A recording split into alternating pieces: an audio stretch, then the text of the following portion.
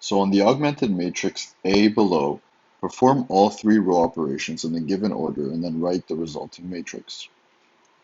To perform row operations, you first take the matrix you're given, and I like to just rewrite it on the left side. So we have this matrix A here, and our first row operation is R2 equals minus 2 R1 plus R2. So what this means is we're going to take negative 2 times row 1 and then add it to row 2.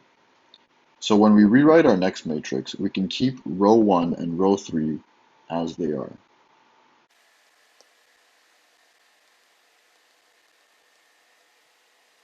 And now we just have to perform this row operation. So minus 2 times row 1 plus row 2. So we have to apply that to each column. So minus 2 times 1 plus 2 is going to be 0. Minus 2 times 1 plus 3 is going to be 1. And minus 2 times 6 plus minus 3, well, that's minus 12 minus 3. It's going to be minus 15. So then we can add those three values right here. And for the last column, it's going to be minus 2 times minus 1 plus minus 6, which is just 2 minus 6, so minus 4. And that's our first row operation. So now our second row operation is going to be row 3 equals 2 times row 1 plus row 3. So once again, we can redraw our matrix and keep row 1 and row 2 the same because the only operations we're going to apply here are going to be to row 3.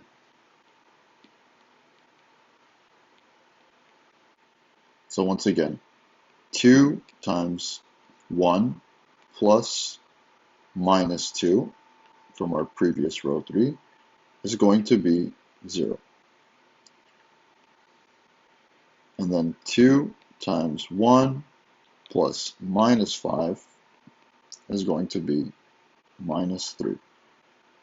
And then 2 times 6 plus 4 is going to be 16.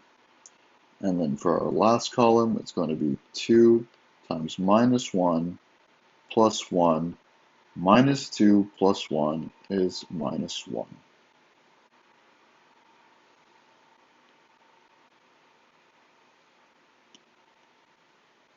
So we are done our first two row operations. Now we only have our final third row operation to do. And that is row 3 is going to be equal to 3 times row 2 plus row 3. So once again, we can go ahead and copy our matrix.